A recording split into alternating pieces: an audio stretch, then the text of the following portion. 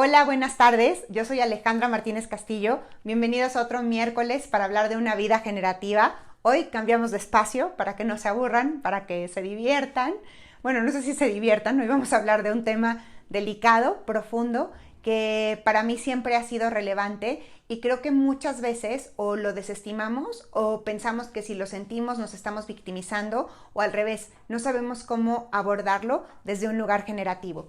Entonces, antes de empezar, les recuerdo que me sigan en todas mis redes sociales, en Instagram como @ale.mcastillo y en Facebook, mi página de YouTube y mi página web como Alejandra Martínez Castillo. Entonces, ¿están listos para empezar? Hoy vamos a hablar de sufrimiento. Y vamos a primero observar qué es lo que dice la RAE respecto al sufrimiento. Tiene muchísimas acepciones. Yo escogí unas poquitas que creo que son las que nos pueden ser mucho más útiles para hoy. Entonces, sufrimiento es el padecimiento, dolor o pena que se lleva con paciencia, conformidad y tolerancia. ¿Sí? Es la tolerancia y la conformidad con que se sufre algo. Ahora, sufrimiento y que tiene incluida la palabra sufrir, pues bueno, vamos a explorar qué quiere decir sufrir. Sufrir es sentir físicamente un daño. Es decir, yo puedo decir sufro de dolor de espalda o sufrí un golpe, sufrí un colapso, sufrir físicamente algo, un dolor, una enfermedad o un castigo. ¿Sí? Sufrir un azote, por ejemplo, en el pasado. Sufrir un abuso también puede ser.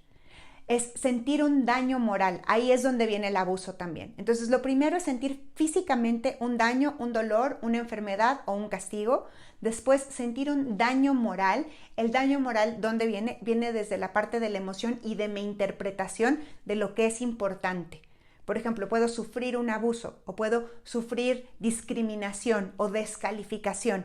Ahí es donde percibo el daño moral. También es recibir con resignación un daño moral o físico. Y aquí es donde creo que está el secreto para que no sea generativo. Cuando nosotros hablamos del sentimiento resignación, que no es lo mismo que aceptación, tiene que ver con esta historia de yo no hay nada que pueda hacer y voy a padecer esta realidad. Levanto las manos. La resignación no nos permite construir y desarrollar posibilidades para diseñar un futuro distinto. Entonces, recibir con resignación un daño moral y físico, porque yo puedo recibir un daño moral y físico, ¿no? Alguien puede venir y pegarme, yo puedo caerme, puedo tener una enfermedad, puedo estar en un tema crónico degenerativo, puedo sufrir discriminación o descalificación por mi condición de raza, género, sexo, preferencia, etcétera. Pero es diferente recibirlo con resignación, porque la resignación, mi emoción, sí está completamente en mis manos. ¿Qué más quiere decir sufrir? Sostener o resistir, aguantar, satisfacer por medio de la pena. Esto tiene una connotación mucho más religiosa, porque nosotros cuando sufrimos algo, puedo restituir a través de la pena porque le fallé a mi Dios o puede ser que le haya fallado a alguien más y entonces me toca compensar, resarcir y muchas personas lo toman desde el sufrimiento y eso es lo que no nos permite que sea generativo. ¿Cuál es la etimología de sufrir o de sufrimiento? Es sufero o suferre. Sub quiere decir por debajo. Y ferre es llevar, soportar o producir. Es decir, es producir por debajo. ¿Con qué está asociado el sufrimiento? Con silencio. Soportar a ocultas un dolor. Muchísimas veces hemos escuchado, y creo que viene de la filosofía budista, que el dolor es inevitable y el sufrimiento es opcional. Desde mi perspectiva y con lo que he experimentado recientemente, no comparto este dicho. Creo que el dolor es algo que también sentimos, algo intenso de un momento, pero que el sufrimiento también existe. Yo resisto o cargo con pena y en silencio, por ejemplo, la enfermedad o la pérdida de un ser querido. Puedo llevar en silencio un dolor o una carga como lo que está pasando con el mundo. O cuando veo que otro ser humano está sufriendo algo sobre lo que yo no tengo control. ¿Sí? Un dolor que no se puede explicar. Entonces, la búsqueda de la perfección es una de las causas principales del sufrimiento gratuito. Y ahorita lo vamos a ver. Creo que esta distinción de un sufrimiento generativo versus un sufrimiento gratuito que nos resta más que sumarnos es lo que me gustaría que se llevaran hoy de esta conversación. ¿Cuál es el sufrimiento gratuito? Aquel que tomo con resignación, aquel en el que yo decido que ya no hay más opciones para mí y que me va a doler para siempre como algo presente, que me va a generar odio, resentimiento, resignación, rencor, impotencia por un tiempo tan prolongado que se traduzca como mi estado de ánimo. El sufrimiento, como aquello que yo elijo para perpetuar mi sentirme mal, es donde no viene generativo, donde se presenta como una forma de resignación, ¿ok? Y podemos encontrar varias cosas que nosotros hacemos que se pueden presentar como un sufrimiento no generativo. Este ejemplo es el que les daba. La búsqueda de la perfección es un juego para generar sufrimiento. ¿Por qué? Porque la perfección, como la hemos entendido ahora, no es algo alcanzable por mí y continuamente me está generando insatisfacción que puede picar en mi sufrimiento. Pero la invitación los miércoles que pasamos juntos es a verlo desde una perspectiva generativa. Entonces, ¿cuál es la perspectiva generativa del sufrimiento? La perspectiva generativa es encontrar el regalo en él. Saber que si estoy sufriendo, no es que necesariamente me esté victimizando o que no pueda separarlo del dolor.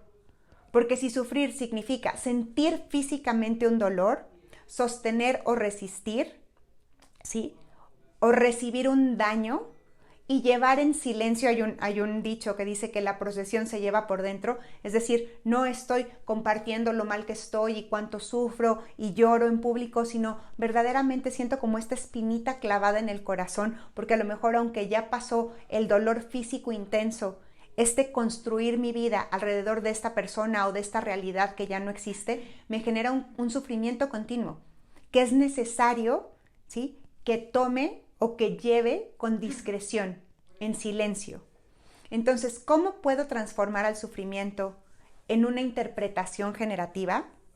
Primero, saber que el sufrimiento existe y que aunque en un momento puede ser una opción, en el momento en que lo estoy sintiendo, observarlo y respetarlo es necesario, atenderlo.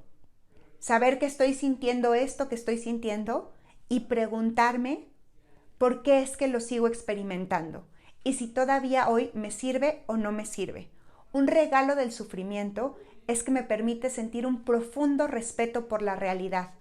Cuando el sufrimiento está asociado a evidencia y no solo a mis pensamientos catastróficos y a mi expectativa o a la ilusión de un pasado que ya no existe, sino en realidad, cuando yo reviso las evidencias y reviso lo que sí está sucediendo y siento este dolor o este sufrimiento, me permite apreciarlo profundamente. Decir, esta pérdida que siento, este hueco, este dolor, es relevante para poder estar en contacto con la realidad, ¿sí? Tenemos un sesgo cultural también con respecto al sufrimiento, sobre todo en la parte occidental. Los orientales ven el sufrimiento como un camino de iluminación y de salvación.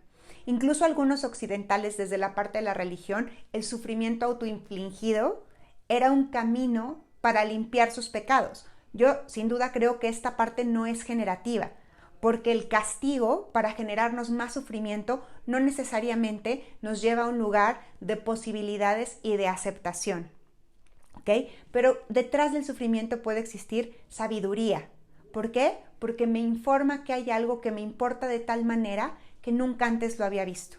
Yo hoy puedo experimentar y puedo hablar en primera persona que había creído ser empática hasta este momento que he vivido ciertas cosas. Poder escuchar cómo algunos llevan el confinamiento y la pandemia y que lo han llevado de una manera muy generativa, pero que de repente sienten quiebres o estrés o ansiedad, nos permite obtener sabiduría. ¿Sabiduría desde qué? ¿Desde qué perspectiva? Sabiduría no de saber las cosas, sino de saborear las cosas. Cuando yo soy capaz de experimentar un dolor que el otro ya sintió o que el otro va a experimentar, me permite obtener sabiduría. Entonces, el sufrimiento es una fuente de sabiduría cuando me detengo a observar qué es lo que me está indicando, cuando me permite ver mi humanidad. De nuevo, si yo puedo generar sabiduría de saborear los momentos, entonces el sufrimiento me ayuda a generar empatía. Empatía conmigo mismo, de saber que antes no había vivido algo como lo que estoy viviendo ahora y entonces experimento este dolor o daño, ¿sí? Y empatía con los otros al saber que nunca puedo de verdad conocer qué está sintiendo el otro hasta que lo experimento. Y aún así, nuestra manera de vivirlo es completamente diferente. Es como nuestras papilas gustativas. Hay quienes podemos estar comiendo lo mismo y a unos les sabe salado y a otros les falta sal y para otros es óptimo. En cuanto a nuestras experiencias humanas, sucede lo mismo. No porque nosotros ya hayamos vivido algo, tenemos la capacidad de entender cómo lo está experimentando el otro, pero sí podemos tener esta sensación de por lo menos empezar a intuir qué es lo que está viviendo el otro. Después nos lleva al siguiente paso todavía más profundo de la empatía, que es la compasión. Es poder compartir contigo, no solo entenderlo, sino compartir contigo este dolor y este sufrimiento y acompañarnos en el sufrimiento.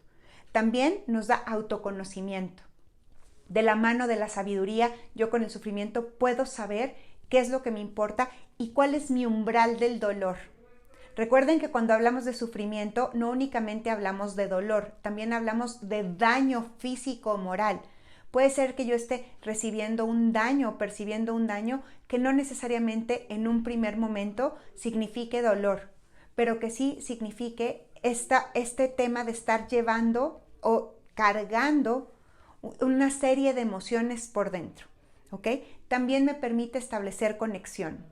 ¿Por qué? Porque si yo sé que la otra persona también sufre y lleva una pena por dentro sin necesidad de que lo verbalice, yo puedo conectarme con la otra persona y simplemente estar. ¿Cuál es la diferencia para tener un sufrimiento generativo? No solo nuestras interpretaciones, sino también la dosis de este mismo.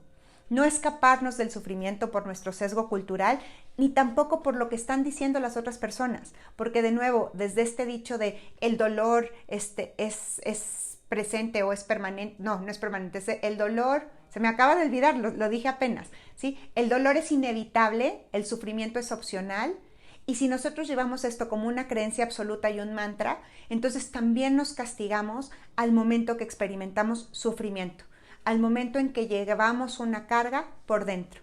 ¿Cuál es la invitación?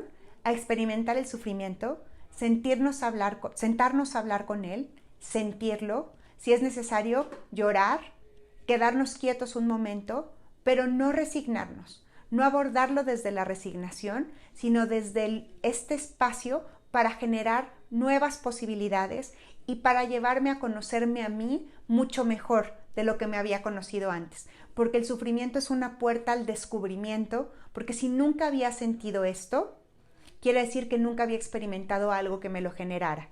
Y en la medida en que lo voy sintiendo, puedo generar mucha mayor resiliencia y conocer mejor mi umbral del dolor, para después conectarme y darme con el otro desde la dosis adecuada y también disminuir mi juicio con respecto a mi propio sufrimiento y al sufrimiento del otro. Espero que este tema les haya sido relevante y útil. Les mando un beso bien grande. Les deseo que tengan una linda fin de semana y nos vemos el viernes para desafiar el refranero. Bye.